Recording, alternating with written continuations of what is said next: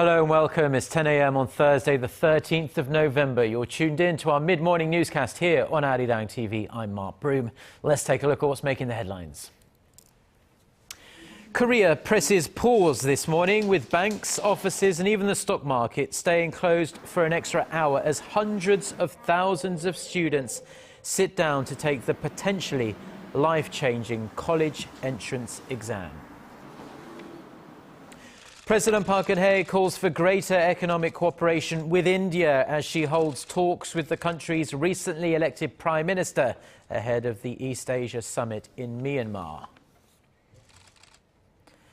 Plus, jubilation at the European Space Agency as the Rosetta's missioned lander makes a historic touchdown on a comet hurtling through space.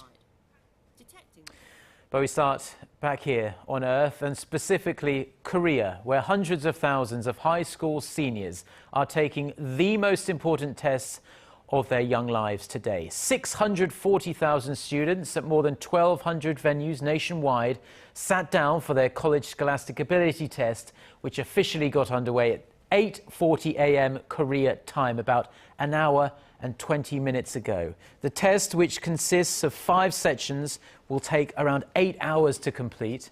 The students' results will decide whether they can get into the universities of their choice.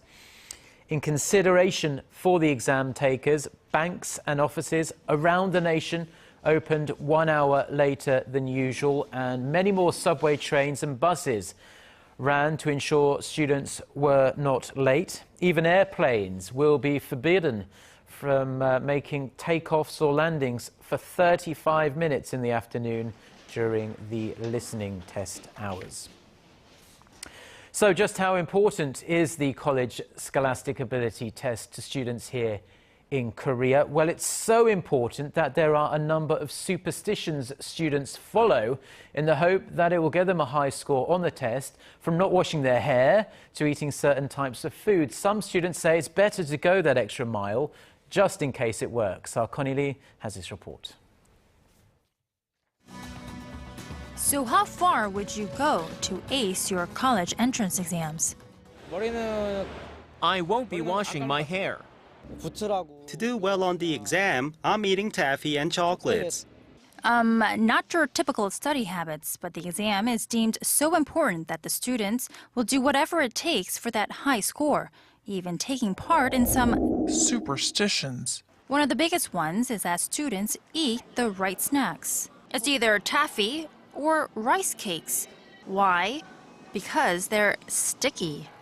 These come in neat gift sets this time of year, and as they say, eating these snacks will help the study material stick in the students' minds and help them stick to their top college choice from their high scores. While these snacks are okay to eat, one superstition says that test takers should avoid eating seaweed soup. So much so that some restaurants specializing in seaweed even close on this day. I opened my restaurant on exam day before, but no customers came in. Since then, I've closed every year. There's a belief that the slippery seaweed could lead the test taker to slip away from success and fail. But for success on test day, receiving certain items is also common. As good luck charms, students either get a fork or a pair of tweezers to help them pick or pluck out the correct test answers. Since most of the questions on the exam are multiple choice, it is quite important to make the right picks. Finally, there are some students who avoid washing their hair ahead of the test. My friends and I believe that washing your hair can wash away what you studied. These superstitious acts show just how much importance the nation places on education. It's not like most Koreans actually believe in these superstitions, but adhering to them acts as a bit of a stress reliever. Connie Lee, ARIRANG News. And good luck to all the students taking that test today. Now, in other news, wrapping up her stay in the Chinese capital of Beijing for APEC, Korean President Park Geun-hye is now in Myanmar for the ASEAN Plus 3 and also the East Asia summits. Soon after touching down in the South Asian country on Wednesday, she held a one-on-one meeting with her Indian counterpart. Our Chae Sun, who is traveling with the president, filed this report from Myanmar. Ahead of this year's East Asia Summit in Myanmar, President Park Geun-hye held talks with Indian Prime Minister Narendra Modi for the first time since he took office in May. 재임 중에 양국 간의 협력 모멘텀이 더욱 강화될 수 있도록 함께 노력해 나가기를 기대하면서 또 오늘의 회담이 양국 관계 발전에 소중한 밑거름이 되었으면 합니다. I hope we can cooperate to further strengthen Korea and India's relations. Praising Prime Minister Modi's bold initiatives to attract foreign investors to India's industrial and infrastructure projects, President Park asked him to support Korean firms aiming to win large-scale orders. To that end, the Indian leader welcomed such participation and investments by Korea. Suggesting cooperation in coal gas development and nuclear energy, the Korean president invited her Indian counterpart to make a state visit to Korea next year. On Thursday, the 18 East Asia Summit state leaders will discuss pressing global issues such as the Ebola outbreak and the threat posed by Islamic State militants in the Middle East. At the following ASEAN Plus 3 summit, President Park plans to talk about her unification drive and the North Korean nuclear issue with the 10 Southeast Asian nations, China and Japan. Attention is also being paid to the ASEAN launching their economic community by the end of next year. The ASEAN is Korea's #2 trading region with a total trade volume of $135 billion last year. Choi Yu-sun, Arirang News, Naypyidaw. Now, the United States and China have reached new climate, military, trade and visa agreements during 2 days of talks in the Chinese capital. Watchers also say that Presidents Barack Obama and Xi Jinping took great strides in soothing their often strained relationship. Our Hwang Sang-hee reports. In his bilateral meeting with U.S. President Barack Obama on Wednesday, Chinese President Xi Jinping stressed the importance of a new model for the relationship between the two world powers. The establishment of a new model for the relationship between China and the U.S. is in line with the basic interests of the people from both our countries, and that it can also help protect the peace, stability, and prosperity of the Asia-Pacific region and the world. At the meeting, China and the United States agreed on new targets for greenhouse gas emissions. President Obama set a new goal of reducing U.S. levels from between 26% to 28% by 2025, compared with 2005 levels. President Xi did not set a specific target, but said emissions would peak by 2030, marking the first time that China, the world's biggest polluter, set an approximate date for such a goal. The two leaders also agreed on reducing the possibility of military clashes in the air and sea. President Obama said despite their differences, he was encouraged by the honest and constructive dialogue he had with his Chinese counterpart. But what I've been very encouraged by is your willingness, Mr. President, to engage in an honest and constructive dialogue around those differences and ensuring that we manage them in a peaceful and effective way. Noting that this year marks the 35th year of diplomatic relations between the world's two largest economies, President Xi said China was willing to further expand cooperation with the U.S. Hwang Sang-hee, Arirang News.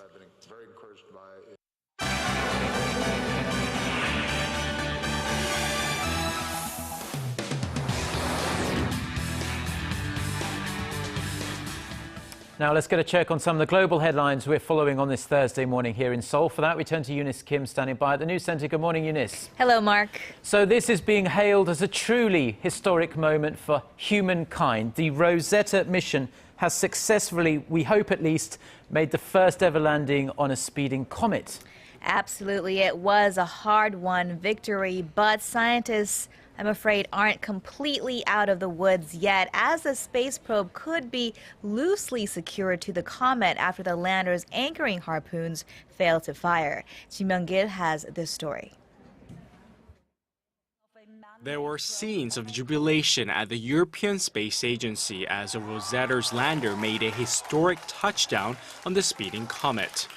Scientists say they received confirmation from the small robotic probe named Philae after a roughly 7-hour descent as it made a bumpy landing on the surface of Comet 67P.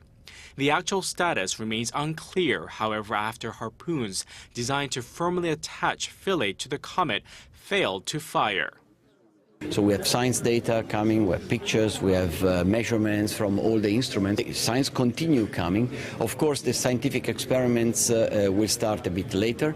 The landing is a feat of space engineering, considering the whole expedition hinged on unproven landing technology, and the comet is whizzing through space at a staggering 18 kilometers per second. In search of the secrets of the solar system, the mission has been 2 decades in the making and explores not just life on Earth, but the possibility of life elsewhere. Scientists also hope to discover more about comets, which are predominantly clusters of dust and ice. There's a lot of new information about the origins of our solar system, of our own planet, the water which is on our planet. Does it come from such comets? And I think that indeed justifies all this effort. The probe will start doing scientific experiments, taking pictures and analyzing the comet's surface once it's properly secured and stabilized. Kim Young-gil, Arirang News. The country of Mali is bracing itself for a second, potentially more far-reaching Ebola outbreak after an infection had fallen under the radar. A 70-year-old religious leader from Guinea was treated for kidney failure at a major clinic in Mali's capital of Bamako. But it wasn't until 2 weeks after his death that authorities were able to confirm Ebola had been the underlying cause after a test was ordered on a sick nurse who had helped treat him. She died on Tuesday. Authorities are scrambling to quarantine people who came into contact with Mali's 2 latest victims. This as the World Health Organization released another update which showed more than 5,100 people had died of Ebola through Sunday, with a steep increase found in Sierra Leone. Some disturbing images out of Turkey for you, where 3 visiting American sailors were assaulted by a group of Turkish nationalists as they disembarked from a guided missile destroyer docked in Istanbul for a few days. The video was posted online by the group, the Turkish Youth Union, and at one point it showed the assailants pulling plastic bags over the sailors' heads, calling them murderers. The attack happened in the touristy Eminönü district in broad daylight, as you can see there. The U.S. Embassy in Turkey called it appalling, as Ankara promised to investigate. Archaeologists at the Greek burial site of Amphipolis have unearthed a skeleton that authorities believe could have belonged to a distinguished public figure from the time of Alexander the Great in 4th century BC. The mostly intact skeleton was found in the innermost chamber of the giant tomb, fascinating the watching public. Greece's culture ministry said the tomb's construction would have been extremely expensive, and that in all probability it was a monument to a mortal who was worshipped by his society at the time. Said that a team of South Korea. Get connected to Korea and the world. Join us every weekday for the latest developments out of Korea, Asia, and beyond. On air, on your mobile, and online, we lead the way every day. Arirang News. To try and resolve the crisis in Ukraine, the European Union also offers 15 billion euros. Now, Korea will dispatch its first group of medical personnel to the Ebola-stricken country of Sierra Leone later on this Thursday. Seoul's Foreign Affairs Ministry says the volunteering doctors, nurses and military officers will first visit Britain before travelling on to the West African country. The group is being dispatched in advance to check the medical facilities and working conditions over there in Sierra Leone, and they're going to stay in that country until November 21st. The Korean team will work at a British Ebola treatment facility in the capital Freetown with other health experts from countries such as Britain, Denmark and Norway. After receiving assessments from the first task force team, the Korean government will decide upon the final number of medical staff to send to Sierra Leone. The United States has expressed its support for the European Union's push to get the leadership in North Korea referred to the International Criminal Court for human rights violations. US Special Envoy on North Korean human rights issues Robert King, who is currently in South Korea, says the United States will back a resolution on this issue at the UN Third Committee's vote sometime next week. He also said that the recent release of 2 Americans held in North Korea will not affect Washington's policies on the North's denuclearization or its human rights issues. South Korea is calling on Japan to explain why Korean singer Lee Seung-chul was recently denied entry into the country. Seoul's foreign ministry summoned an official from the Japanese embassy on Wednesday to express its regret over the matter. It said the Korean public wanted clear answers over why Lee was held for 4 hours at an airport in Tokyo last Sunday before being sent back home. Reiterating earlier statements from Tokyo, the Japanese diplomat said details could not be revealed due to certain privacy issues, but stressed that it had nothing to do with the singer's recent concert on Dokdo Island, as had been widely speculated here in Korea. Now, Korea's official unemployment rate currently stands at just 3.2%, and that's a figure which is fair to say would be the envy of many countries around the world if it were to be a true reflection of the situation. However, when it comes to new international standards that are applied to those figures, the actual or de facto jobless rate jumps to more than 10%, which is, of course, a much less enviable figure. Our Hwang Ji-hye reports. The Singlish Academy in Korea is packed with people who are preparing to find a job, but most of them are not categorized as unemployed. Statistics Korea, which compiles the data, only counts those who don't have a job despite their efforts to get one as unemployed, and that means whether they have actually filled out applications in the past 4 weeks. So the agency released a so-called real unemployment rate starting this month based on new standards by the International Labor Organization. The actual jobless rate that includes those who are preparing to get a job, underemployed, or who are discouraged from finding a job stood at over 10% in October. That is up around 7 percentage points from the official unemployment rate. We hope the new jobs data could help understand various situations in the labor market and help design policies. Pundits have been critical of the official jobs figure, saying it's too narrow to reflect the true state of unemployment.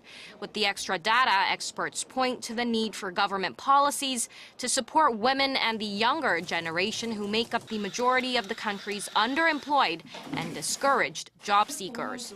Hwang Ji-hye, Arirang News.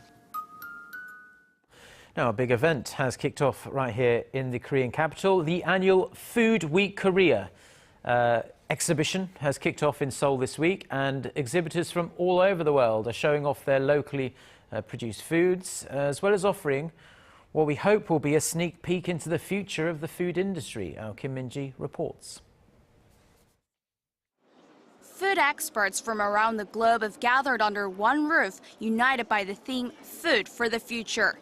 The annual Food Week Korea offers companies a chance to expand their scope of business and discuss changing industry trends.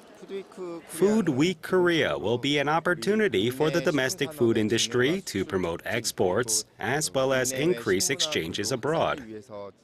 ASEAN member countries are also taking part to help promote their lesser-known food products. I'm great can be here so we can promote our products from Brunei. We hope we can find the market to introduce this blue shrimp in the Korean markets. Solely using locally produced foods, they held a special cooking session to give visitors a chance to taste a range of their unique dishes. It was a great experience to try food we can't eat every day. I was able to try shrimp, dried fish, as well as some alcoholic beverages. Also on display are Korean food products that highlight changing trends like the rise in single households and demand for food on the go. From Korean-style burritos to pre-packaged noodles, rice, and other ready-to-eat meals, the wide selection is attention-grabbing. And small and medium-sized companies are also here in full force to capitalize on opportunities to sell overseas, like this local company that hopes to increase its brand awareness and gain a competitive edge in the global market. Along with the aim of boosting development in the food industry, exhibitors have come with hopes of promoting their products to a larger consumer base at the event, which runs through Saturday at COEX in southern Seoul. Kim Min-ji, ARIRANG News.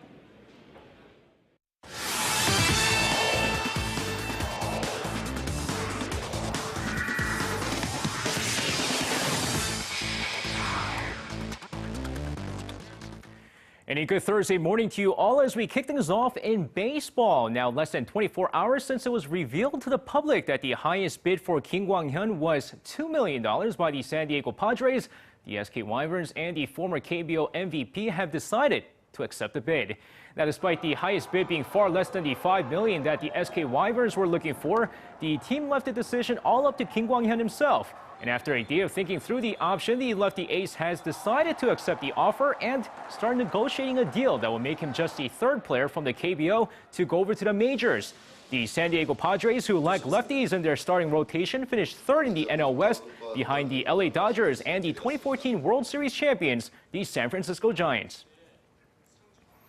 And now shifting over to women's football, where Messi Ji So-yeon set a new Korean goal record when she scored her 31st and 32nd A-match goal during the 15-0 thrashing of Guam during the East Asian Cup. Now, the Chelsea Lady star broke the record in her 65th A-match, with her first goal being scored back in 2006.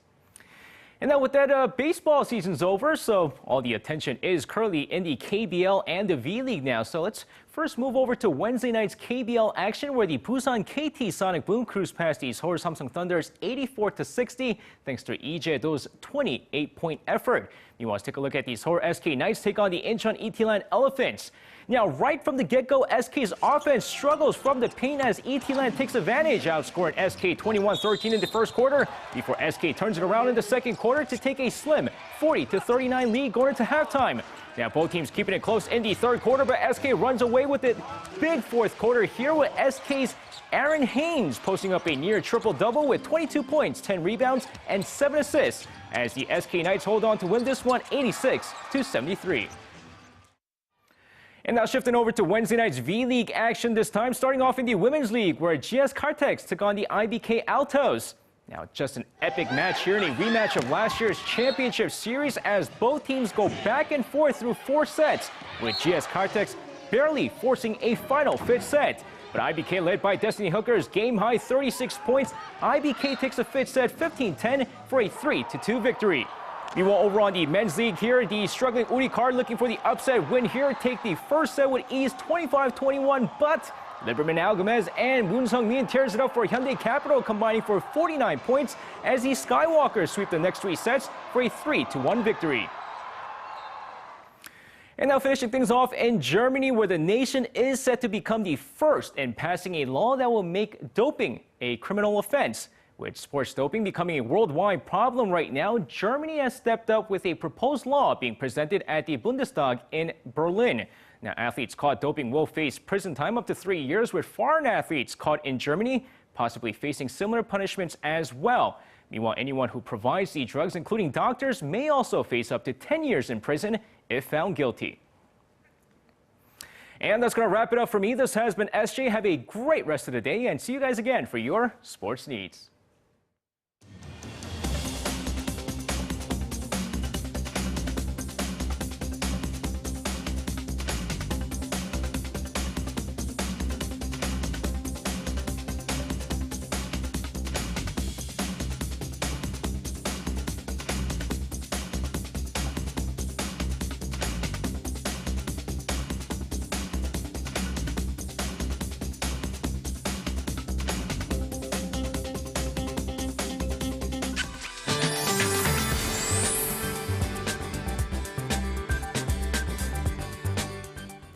Well, the weather has not been so cooperative for test takers. It's the coldest exam day in 16 years here in Seoul, and temperatures have dropped to minus, but wind chill just makes it feel a lot colder. And cold wave advisory is still in place for many parts of the nation. Also, the high level of yellow dust are being reported in the upper regions since early this morning, including here in Seoul, reaching to unhealthy level. But it should get cleared as the day goes on. And fair amount of sunshine will dominate the whole peninsula, but doesn't really help a lot to warm things up, as the daily high in the capital will only make it to 5, while Daegu and Gwangju will top out at 7, and Busan should climb to 9 this afternoon. And on to other regions. Jeju Island and Daejeon will be getting up to 9 and 6 later on, while Dokdo will only see a high of 4. Well, cold snaps should ease up tomorrow afternoon. Highs will go back to the average for the time of the year, but the lows will remain on the freezing side. That's all for now. Back to you, Mark, in the studio. Well, thank you very much, Jion, for the weather, as always. And that's all we have for now. We'll be back for our next newscast at noon Korea time. Until then, goodbye.